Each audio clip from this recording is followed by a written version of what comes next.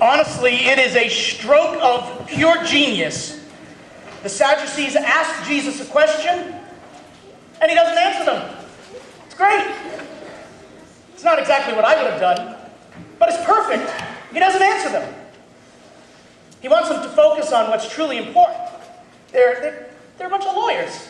They're doing what lawyers do best. They're trying to, one is speaking right now, so they're trying to corner Jesus. They're trying to back him into that corner so that they can get the answer that they want. And Jesus knows. And so he says, okay, all right. You want to focus on this? Well, this is how I'm going to direct your attention. And he brings it to life. Now, they doubt the resurrection, as we hear at the beginning of the gospel. The Sadducees doubt that there's a resurrection. So they try to trap him with their legalese. And they say, well, what about the woman who marries all these men? Whose wife will she be? He says, she won't be anybody's wife. You know, as we come to the end of the liturgical year, culmination of the Feast of Christ the King in 2 weeks, I've been thinking a lot about the end of times.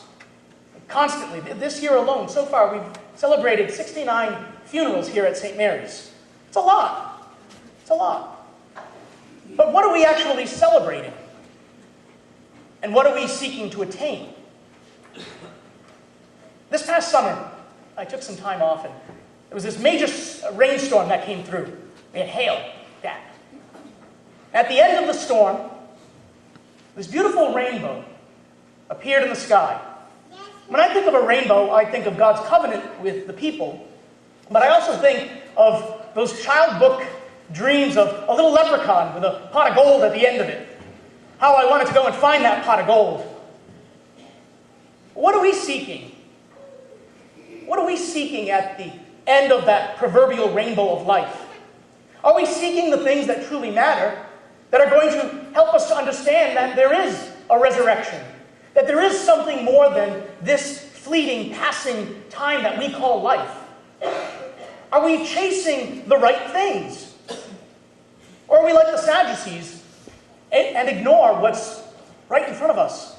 A living faith that gives us direction, that gives us focus, but also gives us hope. How often do I sit in front of people at a funeral, or stand in front of people at a funeral, and the tears are rolling down their eyes.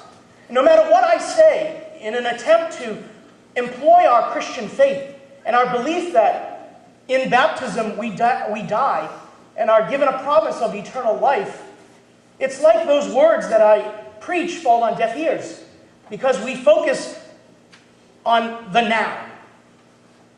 But my friends, the picture is so much bigger, isn't it? Isn't it? Yes. The picture envisions us being a part of this eternal life. So what are we chasing?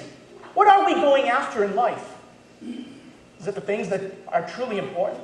Things that will eventually get us into heaven? Or are we fixated with material things?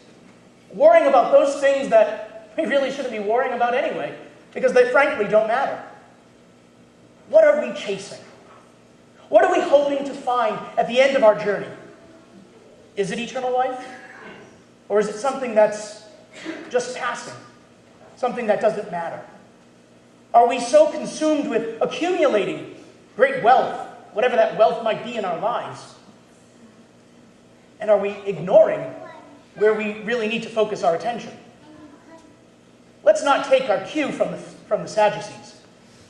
Let's take our cue from Jesus, who invites us to embrace everlasting life. When we do so, we employ our baptismal call when we love one another, when we forgive those who have wronged us, when we welcome a stranger, when we embrace the sinner,